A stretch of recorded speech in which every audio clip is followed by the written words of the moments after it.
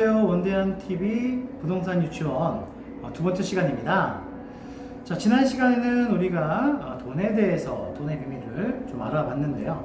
자, 이번 시간에는 부자가 되는 길, 부자가 되는 로드맵에 대해서 함께 이야기를 나눠보겠습니다.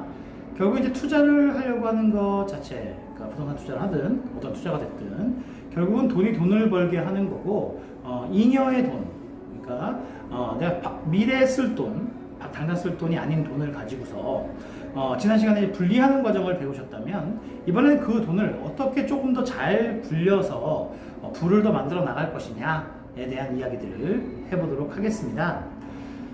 부자가 되는 방법에 대한 책들이나 강의들은 다 많이 있지요. 그런 책들 속에 나오는 내용들의 공통점이 있습니다. 바로 뭐냐면 사업을 하라는 이야기죠. 결국 잉여를 어떻게 더 잘 만들어내고 이 잉여를 어떻게 더 잘 굴리느냐가 이제 부자가 되는 길인데, 두 가지죠. 아끼고 저축하고 하는 길이 있다면 더 많은 돈을 더 투입하게 되는 길, 어떻게 하면 더 많이 벌 것이냐 이거죠. 그럴 때 사실 월급쟁이로만은 답이 없지 않나 라고 생각을 합니다. 결국은 이제 시장 경제 논리에 의해서 물건 가격도 정해지지만 노동에 대한 대가들도 정해지죠. 이 노동에 대한 대가가 너무 넘치도록 많이 주는 일은 이제는 거의 없지 않나 싶습니다. 자, 다들 서로 먹고 살 만큼만 주죠. 그래서 한 달 동안 받은 급여, 월급 이런 걸 가지고서 많은 돈을 만들어내기는 사실상 좀 어렵습니다. 최대한 짠돌이로, 나중에 또 강의를 이어가겠습니다만 한 번쯤 짠돌이라는 소리를 들어보는 것 또한 중요하다라는 내용으로 강의를 또 이어가겠습니다만, 우선 종잣돈을 만들 때까지는 허리띠를 졸라 모아야 되는 건 사실이지만, 기왕 조금 더 많이 벌 수 있다면 조금 더 종잣돈을 만들기까지 수월해지겠죠. 자, 그런데 사업을 하라고 많은 책들은 이야기를 하고 있지만, 실상 우리나라에서 사업을 한다는 건 보통 용기를 가지고서 할 수 있는 일은 아니라고 생각을 합니다. 사업 아이템도 확실해야 되겠지만, 사업은 엄밀하게 얘기하면 성공할 확률보다는 실패할 확률이 더 크죠. 그리고 사업을 통해 실패해본 경험 또한 이 굉장히 중요한 자산이다라고 생각합니다. 그런데 우리나라 실정에서 사업을 해서 실패했을 경우 그거에 대한 책임을 거의 개인이 상당수를 부담해야 되기 때문에 사업을 실패하고 다시 재기하기까지는 굉장히 큰 아픔과 고통이 따르는 것도 사실입니다. 잠깐 그 얘기를 좀 하자면, 실리콘밸리가 우리 벤처기업의 요람이라고 이야기하는 이유 자체가 지원도 많고, 사업 아이템과 이런 것들만 튼실하다면 지원도 많고, 또 사업이 실패했을 경우에는 그것을 굳이 개인이 부담하지 않아도, 또한 실패한 사업의 아이템 또한 성공의 초석으로 보고, 3번, 4번 실패하더라도 5번째에 성공하게 되면 전부 실패한 돈을 갚고도 남는 수익이 발생되기 때문에 그런 투자 시스템들이 잘 되어 있지만, 아직까지 우리는 좀 그런 부분은 좀 빈약하지 않나 라고 생각을 합니다. 자, 그러면 많은 책들이 부자가 되기 위해선 사업을 하라고 하는데, 사업에 대한 리스크가 커. 아무나 할 수가 없어. 또 만약에 잘못되면 어떡하지? 두려움이 많아. 이런 걱정들이 많으실 거예요. 자, 그런 측면에서라도 이 부동산 투자는 필수적이다라고 말씀드릴 수 있고요. 자, 월급쟁이, 안정적이죠. 안정적이에요. 물론 예전만큼은 아니지만. 자, 그래서 허리띠를 졸라매고 종잣돈을 만들어내고, 그 종잣돈을 만들어낸 것을 가지고서 우리나라 실정에서는 부동산에 투자하는 게 최고의 답이 아닌가라고 생각을 합니다. 자, 많은 분들께서는 부동산 하면 주로 이제 아파트를 좀 많이 떠올리실 거고요. 또 들어가는 돈이 요즘은 서울 평균이 거의 10억이라고 봐야 되겠죠. 많이 올라간 것도 사실입니다. 그래서 10억을 언제 모으느냐 할 수 있겠죠. 지난 시간에 말씀드렸듯이 계속해서 물가는 4%가량이 올라가고 있고, 이자라고 해봤자 1% 정도밖에 되지 않기 때문에 매년 3%씩 손실이 나는데, 월급쟁이가 사실 한 달에 100만원 저축하는 게 쉽지만은 않거든요. 그래서 1년 동안 저축하면 1200만원이고, 그 1200만원 중에 1년에 한 번씩은 바캉스를 가야 될 거고, 다음에 또 명절 때 부모님 용돈도 드려야 될 거고, 조카들 선물도 사줘야 될 거고, 또 친구들이나 지인들 결혼하면 뭐 축의금도 내야 될 거고, 한 200만 원은 그냥 깨지게 됩니다.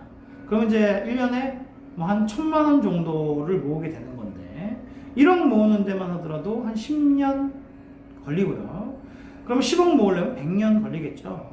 그 사이에 또 10년간 모은 1억이 또 매년 3%씩 물가가 인상되기 때문에 현재 가치로 따지면 한 7천만 원 정도의 가치밖에 되지 않기 때문에 영원히 내 집 마련은 좀 어려운 실정이죠. 그것만 보였을 때는 그렇게 볼 수 있습니다.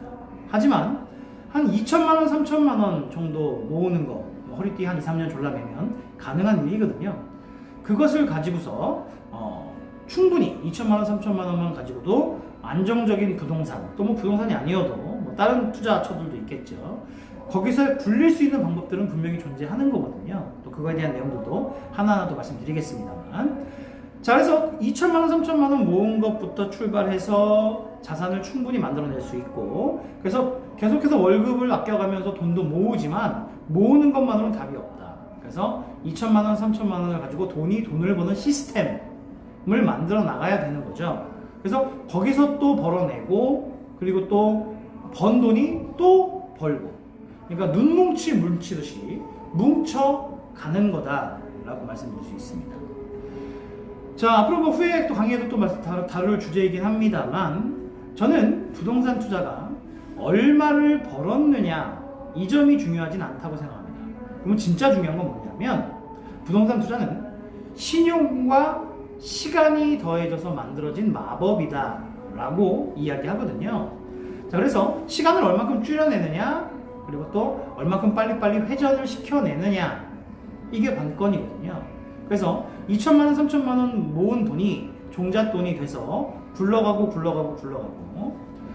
자, 이번에 그 2020년 4월 달에 그 하나은행에서 만들어진 그 대한민국 보고서, 부자 보고서를 보면 보통 41세에 종잣돈을 마련하고 부자가 되기 위한 종잣돈을 5억으로 잡습니다. 자, 그럼 이 5억이라는 건 절대적으로 저축만으로는 할 수 없는 부분이죠. 그래서 2천만 원, 3천만 원이 최초의 시드머니가 돼서 굴렸을 때 한 5년, 6년 정도면 충분히 5억 정도를 만들어낼 수 있다. 그러면 41세 전에는 충분히 5억이라는 부자로 가기 위한 첫 번째 관문 5억이라는 돈을 만들어낼 수 있는 거죠. 자, 이제부터는 여러분들께서는 부자가 되는 거 포기하지 마시고요. 분명히 나도 할 수 있다. 여러분 아직 젊으시다면, 또 이 젊음의 기준은 서로 다르겠지만, 젊으시다 생각이 드신다, 내가 청춘이다 라는 생각이 드신다면 지금부터 2천만 원, 3천만 원 만드시면 되고요. 또 2천만 원, 3천만 원이 이미 있다 하시는 분들께서는 분명 2천만 원, 3천만 원이 뭐 크다면 크고 작다면 작은 돈이지만 노후를 준비할 수 있는 돈은 아니에요. 2천만 원, 3천만 원으로 노후를 준비할 수 없죠. 이거 가지고서 이제 반드시 굴려야 된다는 생각을 하셔야 됩니다. 그러면 대한민국 현재 상황에서, 금리가 낮은 상황에서 가장 안정적으로 굴릴 수 있는 방법, 바로 이 부동산 유치원을 통해서 하나하나 만들어가 드리겠습니다. 자, 오늘 주제는 부자로 가는 로드맵이지요. 그리고 이제 우리 부동산 유치원의 두 번째 시간입니다. 자, 이 두 번째 시간 동안에 먼저 ABC부터 알려드려야 되겠죠. 지난 시간은 돈에 대한 그런 이해, 또 개념을 좀 만들어 드렸다면, 그래서 여유자금에 대한 개념이 생기셨다면, 자, 이제 여유자금을 만들어내고 그것을 이제 굴려야 된다 라는 것까지 오늘 이해하셨으면 훌륭하지 않나 생각합니다.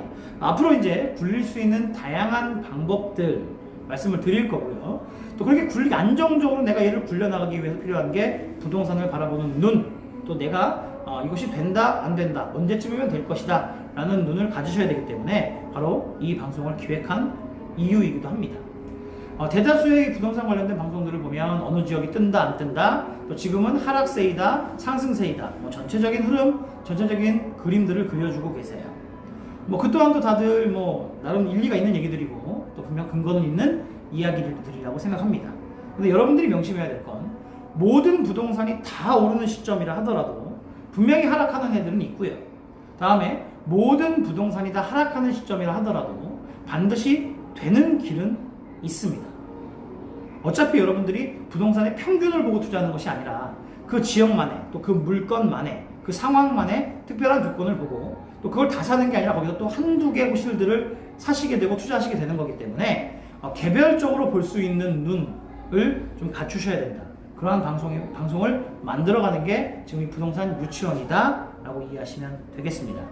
자, 오늘 부자가 되는 길에 대해서 개요적인 측면을 좀 말씀드렸는데, 그럼 세세적으로 디테일하게 하나하나 필요한 부분들이 뭐고 또 어떻게 바라봐야 되는가는 계속 추후의 강의에 따라서 하나하나 만들어 드릴 거고요. 지금의 이 강의는 한 번에 제가 기획해서 어느 날 갑자기 만든 건 아니고 한 2년간 준비를 했고요. 현재 지금 만들어진 횟수는 한 27회 정도의 강의를 목표로 하고 있습니다. 또 이후에 여러분들과 또 소통하면서 또 추가적으로 또 방송할 것이 있으면 조금 방송 분량이 늘어날 수도 있겠습니다만, 현재는 한 27회 정도로 방송을 생각하고 있고, 그 강의만 쭉 들으셔도 부동산의 유치원은 졸업하실 수 있게 된다라고 말씀드리겠습니다. 자, 오늘 끝까지 시청해주신 여러분들 감사드리고요. 다음 시간도 함께 또 이어가서 또 하나하나 알려드리는 시간들을 만들어 보도록 하겠습니다. 감사합니다. 지금까지 원대한이었습니다. 감사합니다.